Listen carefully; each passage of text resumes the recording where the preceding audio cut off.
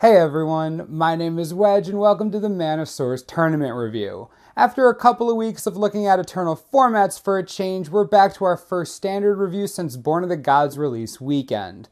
We had two big standard events this weekend, a Grand Prix in Melbourne, Australia, and a Star City Open in Atlanta, Georgia. Fortunately for us, the format has changed up a little bit more since then. So in addition to familiar deck lists, we also have a few new names. So here are the top 8 decks from each of those events. First place in both tournaments went to the only Black Devotion decks in the top 8 field this weekend.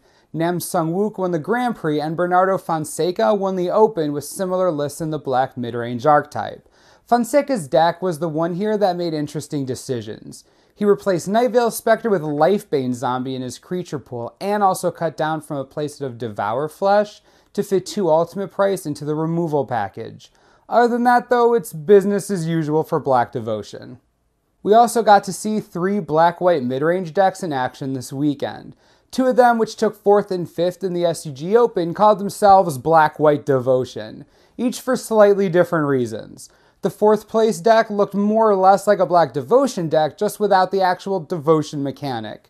Instead, we saw Blood Baron of Escopa taking the place of Grey Merchant of Asphodel, along with main deck Lifebane Zombies rather than attempting to support the triple black cost of Nightveil Spectre.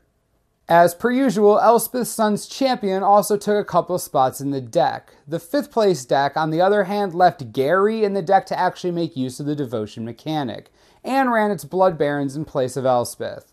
It did, however, make similar decisions regarding Lifebane Zombie as well as the overall construction of the deck.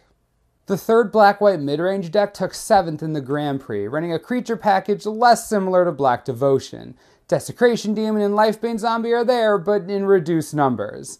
The combination of Blood Baron, Obzedak Ghost Council, and Brima's King of Oreskos is unique to this list. However, the spell package is similar to the content of Black Devotion, though it adds 1 Whip of Erebos into the mix, and Elspeth is present as a 2-of. The 2nd place decks in each tournament were also the same, Esper Control in this case, played by Patty Robertson in the Grand Prix and David Vo in the Open. There were also Esper Control decks in 3rd and 5th in the GP. The list remained familiar, though there are a couple changes to note. Overall, the deck is tending more towards running lots of temples, with 2 of the decks in the GP running playsets of all 3 on-color temples. They also managed to squeeze in a couple Mutavaults in spite of a 3-color mana base.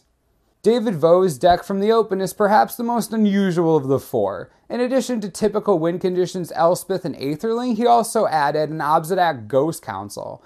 He also ran an Elixir of Immortality and a Ratchet Bomb in the main deck, the latter usually being a sideboard card, if anything, and the former typically sticking to blue-white control lists. Next up is Jund Monsters, which took 4th in the Grand Prix and 3rd in the Open. While this archetype is fairly new, it relies minimally on new cards. The only consistent inclusion from Born of the Gods is Courser of Crufix, though the 4th place GP deck also added a Xenagos God of the Revels, and that card appeared on both sideboards. The deck mostly resembles Green-Red Monsters as the name suggests, with the only main deck use of black mana being for Reaper of the Wilds. While having to pay mana to give it abilities isn't quite ideal, this deck of all decks can typically spare the mana to do that. We also did see 1 pure Green-Red Monsters deck in 8th place in the GP. Being the deck Jund Monsters is based on, it is very similar with Gorklan Rampager intact rather than being replaced by Reaper of the Wilds. This deck, however, does also run both of its Xenagos Gods in the main deck. While the original form of the deck seems to be on its last legs, Blue Devotion refuses to go away entirely, taking 6th in the Grand Prix. Most players attempting to run Blue Devotion now splash white for cards like Detention Sphere, but not here. This is one of the few purely Blue Devotion decks still out there. It does, however, drop Jace Architect of Thought. It opts instead for 2 Buy-ins of Thassa, 2 Rapid Hybridization, and 1 each of Claustrophobia, Cyclonic Rift, and Domestication. We got to see a deck in 6th in the Star City Open that we haven't seen in a while, and that deck was Mono Red. The deck is pretty much the same as it was when we last saw it, but for those who need a refresher, it's all about the low curve. With Rakdos Cackler, Foundry Street Denizen, Ash Zealot, and Burning Tree Emissary to allow for explosive starts. The curve tops out at Fanatic of Mogus, which can hit for a massive trigger if the early turn's curved up well. Lightning Strike, Magma Jet, and Shock are the spells of choice here, because they can all be pointed at the opponent's face.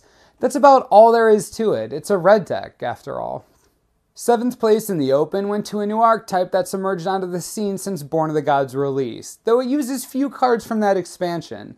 The deck is Naya Hexproof, and here's how it works. Hexproof and removal-resistant creatures like Glade Cover Scout, Voice of Resurgence, and Witch Stalker hit the table.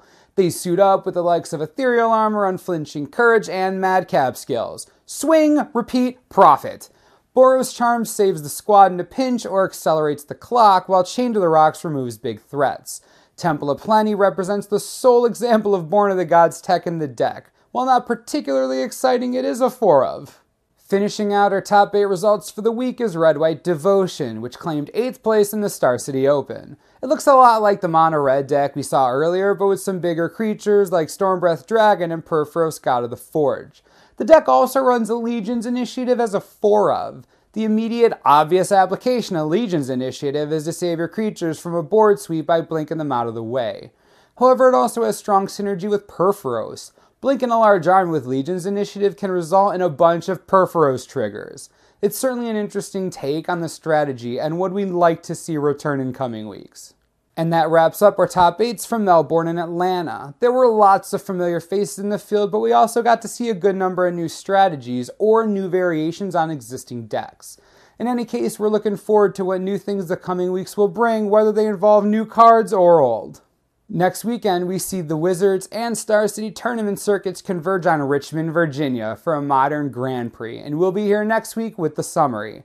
As always, subscribe below for the latest and most reliable Magic the Gathering information you could ever need. This is the Manosaurus, I'm Wedge, thanks for watching, we'll see you next time.